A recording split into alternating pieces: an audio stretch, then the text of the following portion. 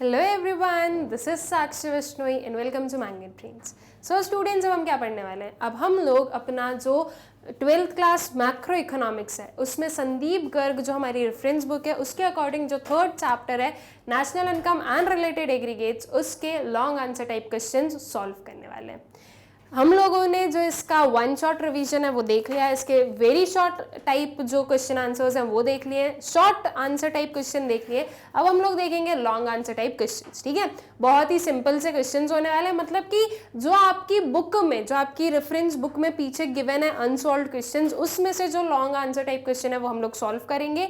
सिर्फ 2 ही questions given है, बस उन दोनों को सॉल्व करेंगे और हमारा जो ये वाला सेक्शन है राइट, वो हमारा कंप्लीट हो जाएगा। तो क्या क्वेश्चन है? Distinguish between the following giving suitable example in support of your answer. Domestic product and national product, हमें डिफरेंस बताना है डोमेस्टिक प्रोडक्ट और नेशनल प्रोडक्ट में, और इसका जो डिफरेंस है उसमें हमें कुछ एग्जाम्पल भी देना है। मतलब कि जब हम लोग डिफरेंस बताते हैं स्टूडेंट्स, तो हम लोग क्या लेते हैं, एक जो है हमारा बेस बनाते हैं कि इस बेसिस पर जो है हम लोग डिफरेंशिएट कर रहे हैं राइट। तो वो बेसिस में आपका एक जो बेसिक पॉइंट है, एक जो बेसिस पॉइंट है वो आपको दिया हुआ है, that is example. That means कि यहाँ पर लिखा है कि आपको जो डिफरेंशिएशन बताना है वो एग्जाम्पल के हेल्प से बताना है। तो एग्जाम्पल लिखना आपके लिए कंपलसरी है। अगर आप एग्जाम्पल नहीं लिखोगे स्टूडेंट्स तो सीधा सीधा आपका 1 मार्क्स जो है वो कट हो सकता है। ठीक है, और ये जो आपके लॉन्ग आंसर टाइप क्वेश्चंस होते हैं इन्हें आपको थोड़ा सा जो है इनकी लेंथ मेंटेन करनी है। जैसे कि हम लोगों ने शॉर्ट आंसर में देखा कि वो 3 to 4 मार्क्स के होते हैं, उनमें हमें कुछ जो है 40-50 वर्ड्स लिखने होते हैं। वैसे ही जब हम लॉन्ग आंसर्स पे आते हैं तो यहाँ पर कुछ 80-90 कुछ इतने वर्ड्स जो हैं एटलीस्ट हमें लिखने हैं, ताकि हमारा जो क्वेश्चन है वो लॉन्ग आंसर के हिसाब से रहे। ठीक है, मतलब कि जो आपके 5 to 6 मार्क्स वाले जो क्वेश्चंस होते हैं वो होते हैं आपके लॉन्ग आंसर टाइप क्वेश्चन। ठीक है, तो चलिए देखते हैं डोमेस्टिक प्रोडक्ट और नेशनल प्रोडक्ट के बीच का जो डिफरेंस है वो। बेसिस पॉइंट बनाया हमने, डोमेस्टिक प्रोडक्ट लिया, नेशनल प्रोडक्ट लिया। देखो सिंपल है, अगर आपको जो है बेस पता है कि आप किस बेसिस पर जो है डिफरेंशिएट करने वाले हो तो आप बहुत ही इजीली जो है डिफरेंशिएशन कर सकते हो। ठीक है, जैसे कि हम लोग के पास में गिवन है meaning, concept, represented as NFI और एग्जाम्पल। अब एग्जाम्पल तो आपके क्वेश्चन में ही बोला गया था कि with the help of suitable example हमें ये डिफरेंशिएशन करना है, तो वो एग्जाम्पल लेना तो कंपलसरी होता है। ठीक है, मीनिंग लिया हम लोगों ने domestic product and national product. देखो स्टूडेंट्स, जो आपका डोमेस्टिक प्रोडक्ट है वो क्या होता है? NDP-8FC, और जो आपका नेशनल प्रोडक्ट है वो क्या होता है? NNP-8FC। अब हम लोगों ने पहले भी हमारे चैप्टर में पढ़ा है कि ये NDP-8FC, NNP-8FC, इन्हें हमें कैसे डिफाइन करना होता है। जब N दिया है स्टार्टिंग वाला टर्म तो एक वर्ड आता है आपकी डेफिनेशन में, दैट इज नेट। ओके, फिर ये गिवन है FC। FC किस चीज के लिए आता है स्टूडेंट्स? FC जब आता है तब हम यूज करते हैं मनी वैल्यू। ओके, अब इधर भी हम देखें तो क्या है, ये FC है और ये N है, तो आपका डोमेस्टिक प्रोडक्ट नेशनल प्रोडक्ट दोनों में ही क्या आएगा? नेट मनी वैल्यू आने वाला है। और उसके बाद में अगर मैं देखूं तो आपके डोमेस्टिक प्रोडक्ट में ये है D, that is what? D किस चीज के लिए आता है? यह आता है आपकी डोमेस्टिक टेरिटरी को डिफाइन करता है राइट। और जो यहाँ पर N आ गया स्टूडेंट्स, ये किस चीज को डिफाइन कर रहा है? ये डिफाइन कर रहा है नॉर्मल रेसिडेंस को। ओके, तो ये एक डिफरेंस होता है किसमें? आपकी नेशनल प्रोडक्ट और डोमेस्टिक प्रोडक्ट में, कि डोमेस्टिक प्रोडक्ट जो है वो डोमेस्टिक टेरिटरी में जो प्रोडक्शन हुआ है वो होता है, और नेशनल प्रोडक्ट क्या है? जो नॉर्मल रेसिडेंट्स के थ्रू प्रोडक्शन होता है वो उसमें आता है। ठीक है, तो जब हम मीनिंग लिख रहे हैं domestic product and national product का, तो ये क्या हो गया? Refers to the money value of all final goods and services produced with in the domestic territory of the country. ठीक है, ये net money value of all the goods and services produced in the domestic territory। और वहीं हम बात करें national product की तो ये क्या है? refers to money value of all final goods and services produced by the normal residents। ठीक है, ये normal residents आया जो कि यहाँ पर भी included है, तो normal residents of the country। ठीक है, ये होता है हमारी डोमेस्टिक प्रोडक्ट और नेशनल प्रोडक्ट दोनों का ही मतलब। कंसेप्ट क्या है? कंसेप्ट, जब हम डोमेस्टिक प्रोडक्ट की बात करें तो ये है टेरिटोरियल कंसेप्ट, मतलब कि ये जो है हमारी टेरिटरी का कंसेप्ट है, राइट। एक टेरिटरी को डिफाइन करता है कि टेरिटरी में कितना प्रोडक्शन हुआ है। लेकिन वही हम देखें नेशनल प्रोडक्ट, तो ये है कौन सा, नेशनल कंसेप्ट। ये सिर्फ और सिर्फ कंट्री की डोमेस्टिक टेरिटरी में कंस्ट्रेंट नहीं रहता है, ये एक नेशनल कंसेप्ट है जो कि नॉर्मल रेसिडेंट्स को भी शो करेगा। ओके, आई होप सो कि ये क्लियर हो गया है। एनएफआईए इंक्लूड नहीं होता डोमेस्टिक इनकम में, और नेशनल इनकम में ये इंक्लूड होता है, ठीक है। आई होप सो कि ये चीज आप लोगों को क्लियर है, जो इन दोनों का डिफरेंस है ये आप लोगों को अच्छे से क्लियर है। इसके एग्जाम्पल्स हम लोग देखें तो एग्जाम्पल में डोमेस्टिक प्रोडक्ट में क्या आ जाएगा, products produced by a Japan resident in India's domestic territory, ठीक है। कोई जापान का रेसिडेंट है लेकिन वो हमारी टेरिटरी में जो है अगर प्रोडक्शन कर रहा है तो उस प्रोडक्शन की वैल्यू हमारे इस डोमेस्टिक प्रोडक्ट में इंक्लूड हो गई। ओके, और वहीं अगर हम नेशनल प्रोडक्ट का एग्जाम्पल देखें तो ये क्या है, contribution of Indian resident in USA will be part of national product. कोई इंडिया का रेसिडेंट है जो कि यूएसए की टेरिटरी में काम कर रहा है और यूएसए के प्रोडक्शन में हेल्प किया उसने, लेकिन वो रेसिडेंट इंडिया का है, तो उसका जो वो कंट्रीब्यूशन है वो हमारे नेशनल प्रोडक्ट में ऐड होता है। ओके, तो ये हो गए इन दोनों के एग्जाम्पल और इन दोनों का डिफरेंस, जो कि आई होप सो कि आप लोगों को अच्छे से क्लियर हो गया होगा, ठीक है। फिर हम चलते हैं अपने नेक्स्ट वाली जो क्वेश्चन है उस पर।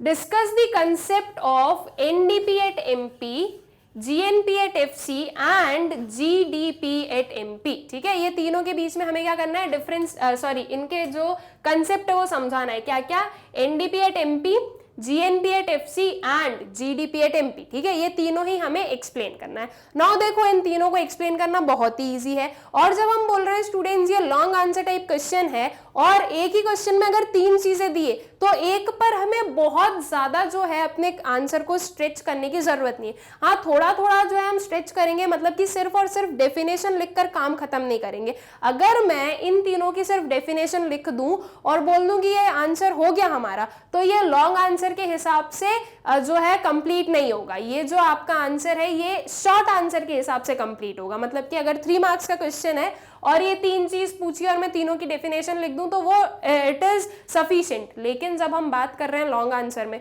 तो ये सफिशिएंट नहीं है, ठीक है। इसमें जो है हमें और भी चीजें थोड़ा सा 1-2 पॉइंट्स और लिखने हैं, ताकि ऐसा लगे कि हाँ हमने सिर्फ जो है डेफिनेशन लिखकर अपना काम नहीं निपटाया है। ओके, तो इन तीनों को जो है हम सिंगली क्या करेंगे, एक्सप्लेन करेंगे। क्या है आपका, सबसे फर्स्ट है NDP at MP, ठीक है। अब NDP at MP क्या होता है स्टूडेंट्स, देखो सबसे पहले तो ये आया N, तो क्या आने वाला है आपका, आप लिखने वाले हो नेट। D है तो डोमेस्टिक टेरिटरी जो टर्म है ये आना चाहिए आपकी डेफिनेशन में, और MP है तो MP के लिए कौन सी वैल्यू होती है, मार्केट वैल्यू, ठीक है। तो ये क्या है, ये है net market value of all final goods and services produced with in the domestic territory of a country during a period of 1 year, ठीक है।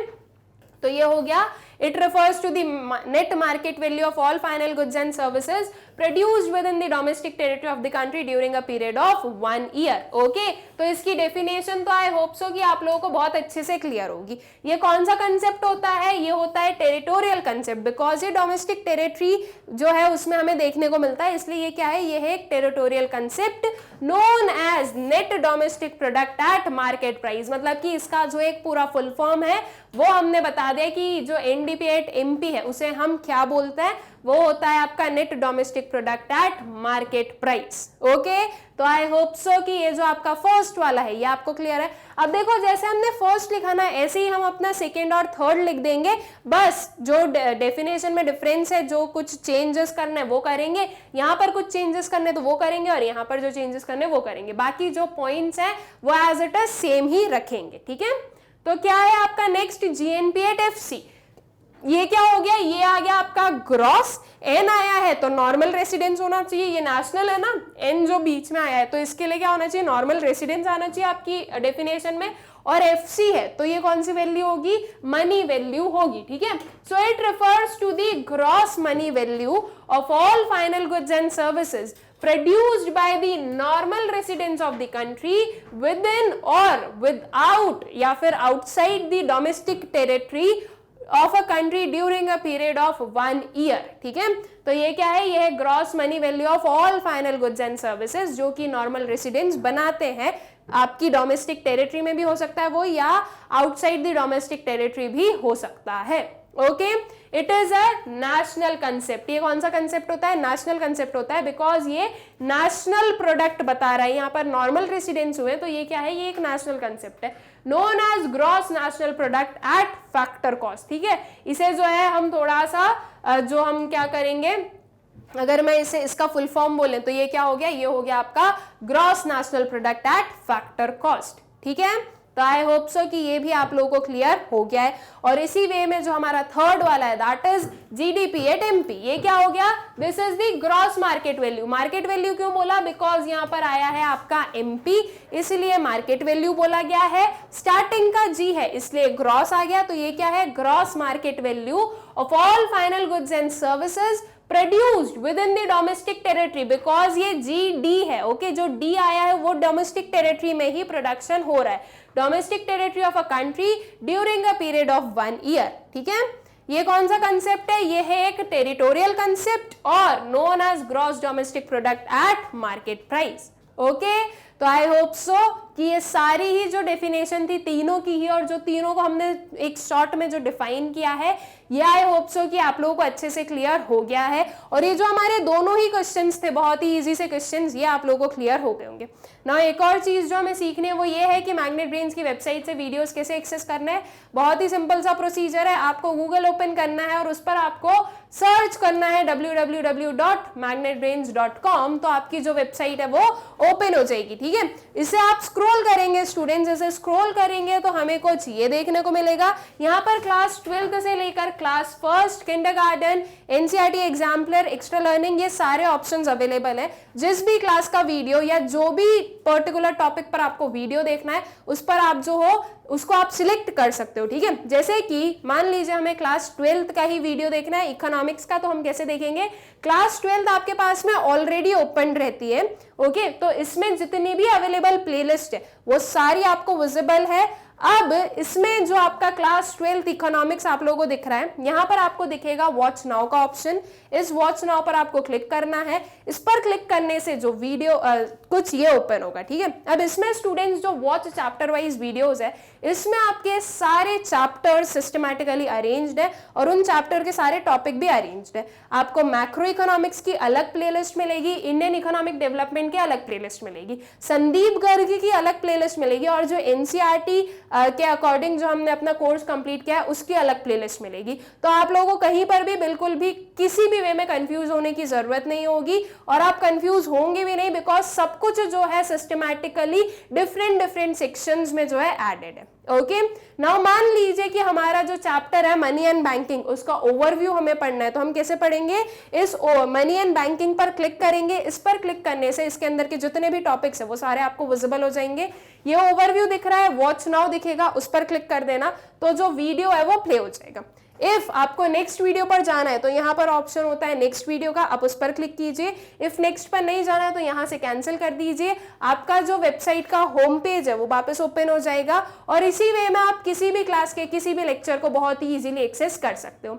ऑल्सो स्टूडेंट्स, जो हमारा यूट्यूब चैनल है मैग्नेट ब्रेन्स, उसे सब्सक्राइब करें, इन वीडियोस को ज्यादा से ज्यादा शेयर करें, and also do like the videos. I hope so कि ये सारी चीजें आप लोगों को अच्छे से क्लियर हो गई होंगी, और जो हमारे लॉन्ग आंसर टाइप क्वेश्चंस थे वो भी अच्छे से क्लियर हो गए होंगे। Thank you.